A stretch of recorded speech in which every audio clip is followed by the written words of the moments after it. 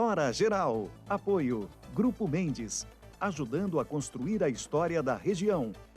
E Livre Isenções. Carro 0 km com isenção de impostos. Só na Livre. Ligue 013 3500 6210.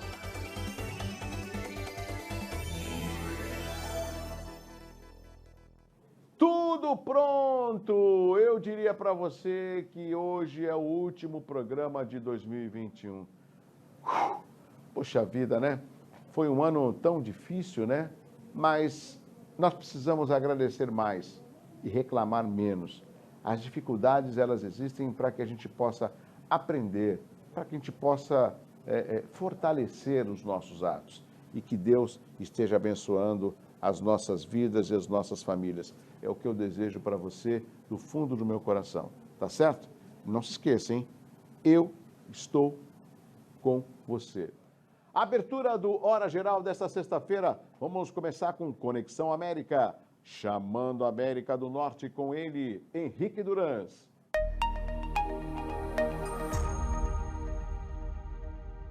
Olá, amigos do Brasil. Aqui é Henrique Durans, direto dos Estados Unidos para o Conexão América. O retorno dos turistas brasileiros agitam a economia americana. Pouco mais de um mês após a reabertura da fronteira americana por conta do Covid-19, os brasileiros impulsionam a economia na Flórida.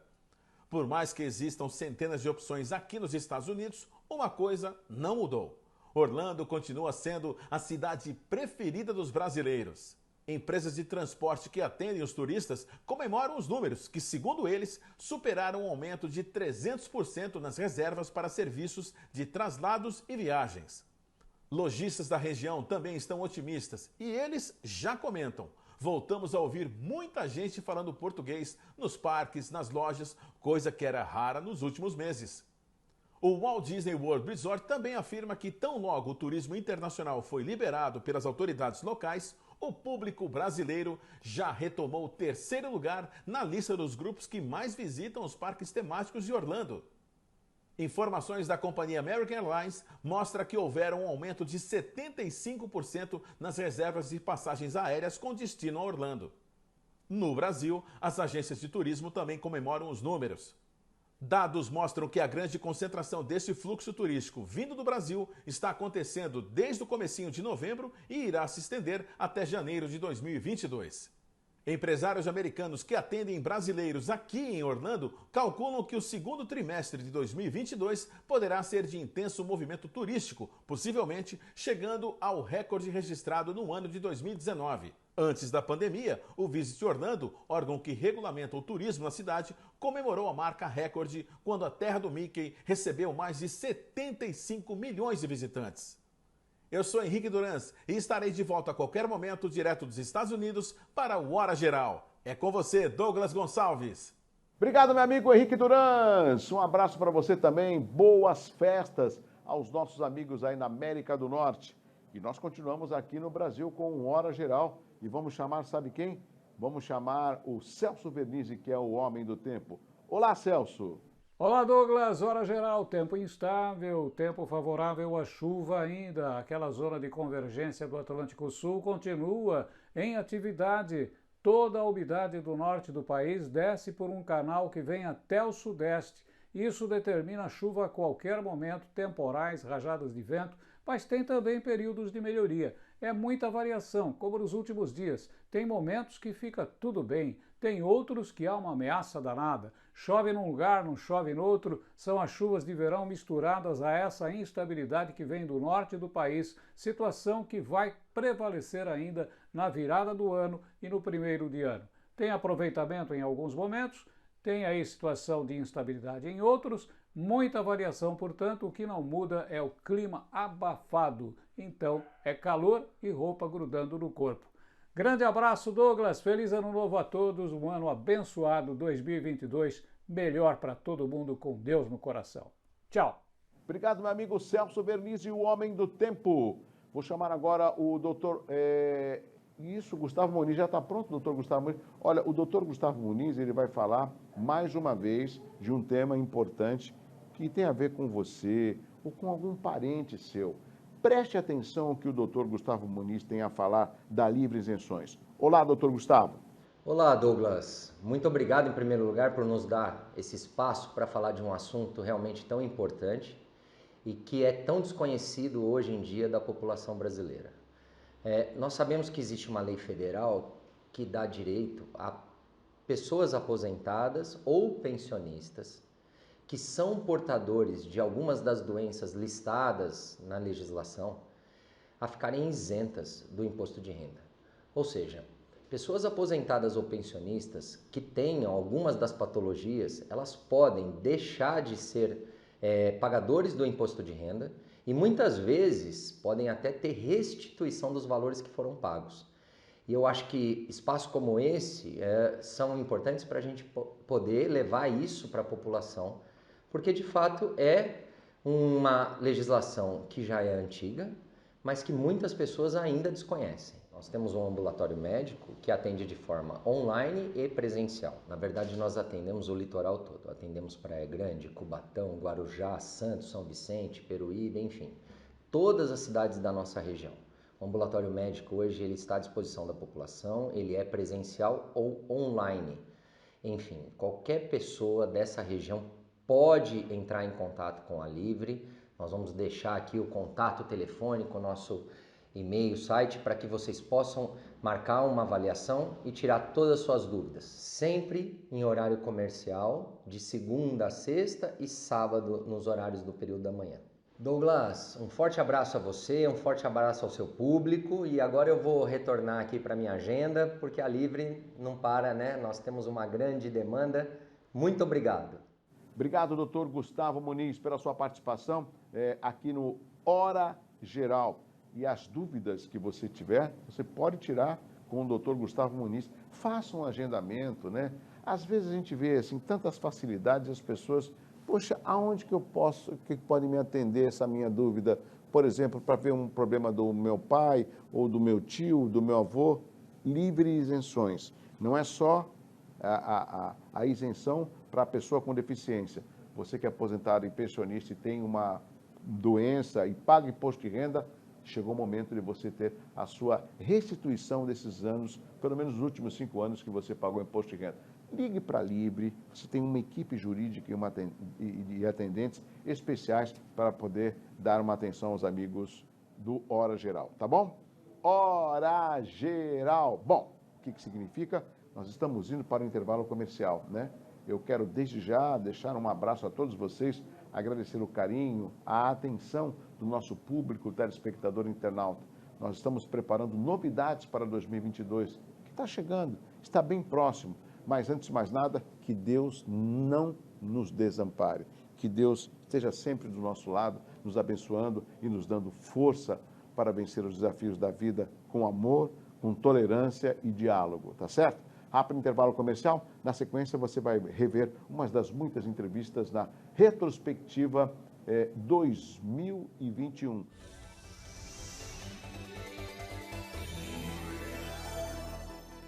Vai montar o seu negócio próprio e quer entender de tudo que é necessário? Tem a sua empresa e quer acompanhar os resultados que ela apresenta? Saiba que nós da RM Auditoria Contábil já oferecemos há mais de 30 anos esses serviços. O conceito de parceria com o cliente, nosso maior ativo, faz com que estejamos sempre prontos a atender suas demandas. Equipe técnica treinada e motivada para executar as tarefas que o seu negócio necessita, pois o nosso objetivo é que seus números sejam tratados com eficiência. RM Auditoria, Avenida na Costa 258, quarto andar em Santos. Telefone 3208-2444. RM, somando o nosso futuro ao seu.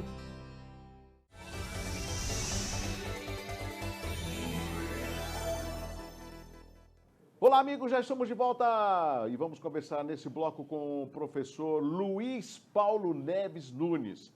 Aí você fala, Douglas, o professor Luiz Paulo eu conheço. Lógico que ele já esteve aqui. Me corrija, professor da ETEC, né? Isso, professor da ETEC. Da Rede Municipal de Guarujá. Da Rede Municipal do Guarujá. E atualmente estou coordenando o Centro de Inovação Tecnológica. Centro de Inovação Tecnológica, importantíssimo. E também geógrafo. Geógrafo com CREA, trabalho. E ele também tem uma atividade que poucos conhecem, que eu vou provocar aqui. Ele é um cientista político a long time, há um bom tempo. O que significa cientista político? O telespectador internauta pergunta. Porque a ciência, pelo menos, ela costuma ser exata. e a política nem tanto. Mas eu acho que discorrer sobre a política, hoje em dia, temas não faltam, né, professor? Para você poder fazer uma análise mais criteriosa das coisas, você vai utilizar alguns métodos científicos. As ciências humanas têm um método científico que tem gente que vai ficar com o cabelo em pé de ouvir, mas que é um método marxista, né? Que apesar do nome não tem nada a ver com coisa de esquerda, direita, nada disso. É uma coisa muito simples, é a tese, a antítese e a síntese. Né? Se você consegue fazer a análise disso, lançando uma ideia, desconstruindo com o máximo de honestidade que puder essa ideia, o que sobra, a síntese, é o que fica para a ciência. Então, as ciências, economia, direito, geografia, ciências políticas, ciências sociais, o campo das ciências humanas utiliza esse método como um dos seus principais organizadores do pensamento. Perfeito. Agora, professor, aproveitando que o senhor já deu essa pequena introdução aqui no Hora Geral, existe um outro aspecto que muitas pessoas questionam, né, a respeito de uma pesquisa. Algumas pesquisas indicam até o ex-presidente em primeiro lugar. E aí, alguns não se conformam e outros até acreditam. Entre os não conformistas e os conformistas, existe um outro aspecto, me corrija. A pesquisa, ela demonstra um momento. Não significa que essa pesquisa que foi feita hoje, que ela vai valer para outubro de 2022. Existem vários fatores que a gente tem que colocar em baila, que a melhor pesquisa é a urna, não tem jeito. Né? Várias vezes a gente vê pessoas que estavam à frente nos institutos de pesquisa e às vezes chegaram até em terceiro lugar na disputa eleitoral. É verdade. Né? Então a gente tem um cenário aqui para observar com relação ao se o programa que vai substituir, que já substituiu o Bolsa Família, né? O Auxílio Brasil, ele vai decolar e vai conseguir atender, ter uma capilaridade como o Bolsa Família, de uma forma que atenda às necessidades sem casuísmos. Né? Então também tem que ver isso, se não vai ter muita denúncia em cima disso. Então os próximos 8 meses do governo Bolsonaro são decisivos. A gente tem alguns locais do governo que são bastante exitosos. Por exemplo, a parte de infraestrutura com o ministro Tarcísio de Freitas, a parte da agricultura com a ministra Tereza Cristina, e mesmo com o desmonte de menos de 50% do orçamento, o que está entregando o ministro Marcos Pontes da Ciência e Tecnologia é bastante significativo. Perfeito. Olha, essa é uma análise importante. Sabe, professor, eu me preocupo muito porque nós estamos inseridos. Douglas, quem é nós? Eu, professor, e você que está nos acompanhando. Porque tudo envolve a questão política, e a gente já discutiu esse tipo de assunto dentro do Hora Geral. E aí, eu vejo que hoje é muito mais fácil de você avaliar quem mereça seu voto do que há 15, 20 anos atrás. Sim. Mas eu tenho visto um desestímulo do eleitor em ir à urna e votar por um representante. Por quê? Porque ele acha que o fato de ter meia dúzia de 10 que estão aí corrompendo a política significa que esse cenário é 100%. Não. Existem bons políticos, eu não vou aqui citá-los, mas todos têm a capacidade de avaliar quem merece o seu voto. E a gente tem visto nas últimas eleições, pelo menos nas últimas 3 eleições, contando as municipais e as nacionais, né? Dos 2018, 2020? Sim, e também um pouco em 2016, uma renovação nos quadros da política. A gente vê, por exemplo, o MDB, que ainda é um partido extremamente capilarizado no Brasil, né? É o que tem mais diretórios formados, enfim, ainda tem as figuras dos grandes caciques, mas você vê em pelo menos 14 estados uma renovação das lideranças do MDB. Isso é bastante emblemático e a gente vê isso acontecer em outros partidos. O Progressistas, por exemplo, que mudou o branding também, deixou de ser PP, passou a ser Progressistas, teve uma renovação na sua liderança. Então a gente vê o antigo PTN, né, que virou Podemos, também teve uma reestruturação, embora tenha passado meio de pai para filha, né? Mas, de toda forma, a gente vê uma renovação, em muitos casos, não passando do neto, do avô para o neto, do sobrinho, Sim. do tio para o sobrinho, mas gente nova mesmo, gente que começou. A gente pode ver aqui na nossa região, eu acho que o melhor nome para ver essa renovação estaria em São Vicente com o Caio Mateus. Perdão, com o Caio Amado. Caio Amado. Caio Sim. Mateus também, aliás. Que é Bertioga. Bertioga. Está numa segunda... Mas ele aí já veio para reeleição. No caso do Caio Amado, ele foi para o segundo turno com o Pedro Gouveia, muito disputado, e aí ele se classificou. Não, eu estou falando na primeira. Na primeira, verdade. Ele tinha tentado para vereador, Perfeito. aí veio depois para prefeito, e ele está fazendo uma gestão com bastante inovação. Veja, com algumas situações questionáveis, né? Se você tem um espectro político de entender mais à direita, mais à esquerda, mas de toda forma, ele está entregando o que ele tinha prometido em campanha. Professor, o senhor foi convidado, eu quero agradecer mais uma vez, e já que o senhor provocou a questão regional, essa é a discussão que eu quero travar com o nosso público do Hora Geral. Por quê? Nós estamos próximos, vamos ter a eleição no ano que vem, e a gente sempre acaba tendo um grave problema. Quais são os problemas? A gente acaba elegendo muitos representantes que não são daqui, e vez ou outra nem pisam aqui e mandam uma emenda falando, olha, eu tive voto aí, estou mandando uma emenda para você. Me desculpe, mas eu não vejo e não consigo avaliar o potencial de um representante do parlamento através das emendas que ele manda para a cidade. Eu vejo o potencial de um parlamentar quando ele representa, de fato, os anseios da população, seja no Estado, no município ou no governo federal, e que ele tenha a palavra, né? E o mais importante é estar presente para discutir os anseios da região na qual ele representa. Porque nós temos agora, recentemente, Marcelo Cassoni, 3 deputados federais. Me desculpe, mas é muito pouco para representar a potencialidade da nossa região. Poderíamos ter eleito 6, 7 deputados federais se não houvesse esse grande número de votos que foram praticamente migrados para outras candidaturas, mas nenhum representante daqui. Você falou um número bastante interessante. Se a gente fosse zonear o estado de São Paulo a partir de número de deputados, são 70 deputados federais por São Paulo, dividiríamos o estado em 70 regiões, 70 zonas, e cada uma elegeria um.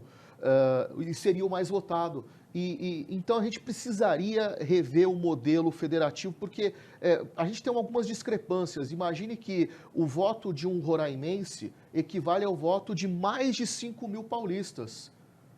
Se a gente fosse utilizar o critério de São Paulo para eleger um deputado em Roraima, Roraima só teria um deputado federal. Se a gente fosse utilizar o critério de Roraima para eleger deputados federais em São Paulo teria 1.040 deputados. Então, a mesma coisa com relação aos senadores. Mas o senador é diferente, porque ele representa, tem 3, né? Ele representa a unidade da federação. É como se fosse um clube em que cada setor do clube, cada departamento do clube tem um representante. Então faz sentido cada estado ter um representante, no caso por esse prisma, sim. 3, né? Já que ali é a casa da federação. Agora, a Câmara Federal é a casa do povo. E aí a gente tem algumas descompensações na representação popular, que é norma constitucional, porque a gente tem que ter 8 deputados por cada unidade da federação. Se a gente for ver os Estados Unidos, por exemplo, tem um estado lá que tem 2 senadores, como todos os outros 49 estados, tem 2 senadores, mas só tem um representante na Câmara Federal deles, o Wyoming. Por quê? O número de pessoas lá é o que faz para um deputado. E se você for ver a cidade de Nova York, tem 5. Então a gente precisaria discutir essa representatividade que em alguns casos é superestimada e outros absolutamente subestimada. Quer ver como eu vou pegar o professor na curva? Quem que tem que discutir e promover essa mudança? A sociedade civil organizada, a gente tem que falar isso nos sindicatos, a gente tem que falar isso com a AB, a gente tem que falar isso no CREA, a gente tem que falar isso no COREM, a gente tem que falar isso na ABI, Associação Brasileira de Imprensa. A gente precisa discutir isso aqui nos órgãos de imprensa. Isso precisa ser fomentado. Não é apenas um deputado, eu tiro da cartola uma reforma eleitoral, uma reforma do sistema eleitoral. Não, isso tem que ser uma coisa que venha da sociedade. Sabe, professor, outro dia eu encontrei um senhor, ele simplesmente falou assim, eu sei que uma boa parte do meu público sabe que eu já exerci o cargo de vereador, hoje eu não estou na vereança, estou atuando como jornalista e radialista, tenho um programa de TV na Litoral de manhã e apresento Hora Geral, como você está acompanhando agora. Mas passou um tempo atrás, um senhor, oi Douglas, tudo bem? Como é que está lá a prefeitura? Eu falei assim, como? A prefeitura, você não é vereador? Aí eu expliquei para ele, não, sou vereador. Mas o vereador, à época, né, amigos? Mas o vereador, ele fica na Câmara. Na prefeitura ficam os secretários e o prefeito. É isso mesmo. O que eu entendi? Ele não sabe diferenciar o que é um vereador e um prefeito e aonde eles ocupam os poderes legislativo e executivo, né? E isso recai sobre a falta de informação, até se ele não consegue discernir, né? Como que ele vai ter um poder de voto em analisar se aquele candidato merece ou não um voto Mas dele? isso, Douglas, recai sobre um outro problema seríssimo que nós temos, que é a escola. Perfeito. Veja, o base, jovem né? sai da escola, ele sabe fazer a sua contabilidade pessoal, ele sabe fazer o seu imposto de renda, mesmo que seja declaração de isento. Ele sabe, por exemplo, quais são os impostos municipais, quais são os impostos estaduais que são compartilhados com o município, quais são os impostos federais que são compartilhados com o Estado e com o município. Qual é a obrigação do vereador? O vereador legisla sobre o quê? Porque existem coisas que são exclusivas do município, tem coisas que são concorrentes, é tanto o município, quanto o Estado, quanto o país. Mas, em geral, a formação escolar está muito mais focada para que o aluno passe num vestibular. Estou falando no caso do ensino médio. E para ele ser cidadão, para ele exercer a cidadania, o que nós temos efetivamente? Tem gente que vai falar assim, os temas transversais dos parâmetros curriculares nacionais resolvem isso. Aí eu pergunto, em qual momento eu consigo trabalhar o tema transversal com a grade curricular engessada que nós temos? Então, mesmo com a BNCC, com a Base Nacional Comum Curricular, sobra esse rabicho aqui que precisa ser resolvido, porque esse rabicho, no final das contas, é o rabo da enguia. A enguia só tem cabeça e rabo, Sim. né? A gente tem esse problema, que é o problema que pega desde a mais tenra infância até a velhice. Se você não tem um preparo para a vida adulta, se você não tem... Eu não estou falando só de preparo ao mercado de trabalho, que é importante, mas o preparo para exercer a cidadania, a gente vai ficando com esses ignorantes que... Funcionais, né? Analfabeto funcional. E ainda jogam para você a responsabilidade. Eu elegi ele que se vire para fazer as coisas. Errado. Não, você tem que fiscalizar. Quem é que fiscaliza o vereador? É a população. O prefeito é fiscalizado pelo vereador e também pela população. A população tem que participar dos conselhos municipais, dos conselhos estaduais. Para isso que existem esses conselhos e por isso que eles têm a participação. Não é só do governo. E aí vem uma coisa. Parece que o governo, em geral, faz de propósito. Quando é que fica a reunião do Conselho Municipal? Durante o dia, em horário comercial. Para justamente não ter quórum, né? E aí a população, a sociedade civil organizada não consegue participar. Então a gente também teria que rever esses fóruns de participação que são do povo, mas acabam sendo sequestrados. Professor, um outro aspecto também que me preocupa, sendo jornalista, é com relação a esses mais de 20 meses que nós não tivemos aulas presenciais. E estamos praticamente num período de férias e acredito que não vai ter nenhuma retomada a partir do dia 3 de janeiro, e sim só em fevereiro. Ou seja, não teve uma discussão por uma retomada. Eu sei que não serão em 2, 3 meses que nós vamos atualizar o tempo perdido, mas eu acho que deveria existir uma força-tarefa para tentar recolocar, né, essas aulas que foram perdidas por causa da pandemia, que nós ainda estamos. O grande projeto aqui seria você dotar cada Secretaria de Educação dos estados, dos municípios, de uma força-tarefa, como você falou, permanente, para que você não tenha apenas os efeitos que o aluno perdeu, ficou defasado no aprendizado durante a pandemia, mas que você detectou, ele tem uma defasagem, ele tem um problema de aprendizado. Vamos pegar um psicólogo, vamos pegar um neurologista, vamos pegar um psicopedagogo e ver qual é o modo que essa criança vai poder aprender aquilo, porque aquilo é essencial porque está no currículo. Então a gente precisaria organizar. Eu falo sempre que na escola tinha que ter um gabinete dentário, qualquer escola. Escola tinha que ter um assistente ou uma assistente social, tinha que ter um psicólogo, mas não é um psicólogo que fica percorrendo 3, 4 escolas, não. Às vezes até mais de um, dependendo do tamanho da escola. Que ele faça parte daquela unidade. Exatamente.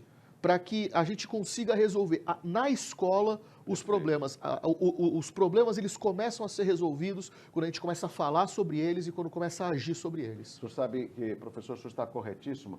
Eu me lembro muito bem que, por exemplo, nós tínhamos algumas matérias que eram extracurriculares que deveriam retornar, que é o caso de música, né, que era justamente atividade física.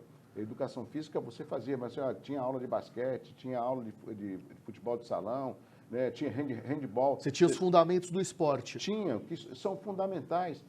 É isso que eu não entendo. A gente está numa evolução. No pleno século XXI, mas a gente vê algumas alternativas simples, mas de resultados altamente notáveis, que não são discutidos nem são implementados. Mas a gente tem na educação um problema de gestão seríssimo, não é falta de dinheiro não, 25% dos orçamentos É para a educação. É para a educação. É um absurdo que as escolas dos municípios, de repente algum município mais pobre, mas municípios de médio e grande porte, é um absurdo que as escolas não tenham, não é quadra coberta não, é ginásio. É ginásio. E quando eu estou falando ginásio, eu estou falando também com uma sala anexa, com sala de espelho, porque você está falando de esporte, mas a gente tem que lembrar que a educação física é o conhecimento sobre o teu corpo. Então você vai fazer um agachamento, você tem que ver o professor e você olha no espelho para se ver fazendo o agachamento e saber, olha, você está flexionando de menos o joelho, ó, você está curvando as costas, você consegue ver isso. Então as escolas precisam... Quando você falou de música, a gente tem que pensar no Você teatro... lembra, várias escolas tinham bandas e fanfarras, grupos teatrais dentro da sala de aula. Nossa, coisas tão importantes. E é o tipo de coisa que não é para criar, vou criar um monte de artista, Não. é para você criar um tipo de inteligência emocional, que é a musical, que é a corporal, que vai fazer parte da vida adulta dessa pessoa para ela desenvolver outras competências. Professor, nós temos relatos, eu não me lembro o nome, mas de alguns moradores que foram criados em comunidades carentes, popularmente favelas, e que se entregaram ao balé, tipo, poucas pessoas, um tipo 0,1%, ou se não a música clássica. Se essas pessoas conseguiram lutar para ter uma participação cultural, imagine então se você oferece essa oportunidade. É a mesma coisa que você jogar a rede na hora que você traz a quantidade de peixe que você vem. Porque o que faltam para esses adolescentes é justamente uma oportunidade. Talvez ele não queira jogar basquetebol, não goste de futebol, mas ele vai se encontrar, por exemplo, na música, tocando um instrumento musical. E a partir do momento que você oportuniza, que ele aprenda, que ele veja sobre aquilo, você cria demanda. Porque você vai mostrar para uma população inteira, olha, existe esse nicho aqui de balé. 90% não pode gostar, mas tem 10% que vão gostar e vão consumir aquilo. Música clássica, 80% não vai gostar, mas tem 20% e você cria então um mercado. Então você está criando o profissional, está criando também o espectador, o consumidor para aquilo no futuro. Então você está fazendo com que a cadeia produtiva no futuro aconteça. Perfeito. Professor, estamos chegando quase no final da sua participação aqui no Hora Geral. Óbvio que o senhor é um professor, mas qual a sua visão, o seu sentimento para 2022? Eu tenho boas expectativas com relação a proposições. A gente tem algumas situações sendo colocadas aqui. Eu fiquei bastante surpreso com a prefeita Raquel Kine se opondo ao governo do estado a colocar da Sabesp, a situação de regionalizar a Baixada Santista com outras 300 cidades. Não, a Baixada Santista tem uma especificidade própria e ela se opor a isso. Então eu tenho uma expectativa boa, porque falando de Guarujá, falando de São Vicente, falando de Bertioga, você tem obras e você tem ações que são bastante positivas e que vão gerar frutos em médio e longo prazo. Falta um pouco de otimismo, né, nas pessoas. Eu sei que tem dificuldades, eu também tenho as minhas, o professor tem as deles, mas se a gente ficar parando das dificuldades, a gente não vai conseguir visualizar as coisas boas que Deus oferece para a gente. E a gente tem que sonhar. Se a gente não sonhar, a vida não vale a pena. Não vale a pena. Mesmo que, você é muito sonhador. Não, eu tenho o meu tanto de realidade que é bastante dura, mas sonhar com um mundo melhor, sonhar com um estado melhor, sonhar com a minha rua, com a minha cidade melhor, Perfeito. É possível. Obrigado, professor Luiz Paulo Neves Nunes, participando aqui do Hora Geral. Lógico, até o próximo programa. Um abraço assim para você, um abraço forte. Tchau, tchau. Hora Geral. Apoio. Grupo Mendes. Ajudando a construir a história da região. E Livre Isenções. Carro 0 km com isenção de impostos. Só na Livre. Ligue 013 3500 6210.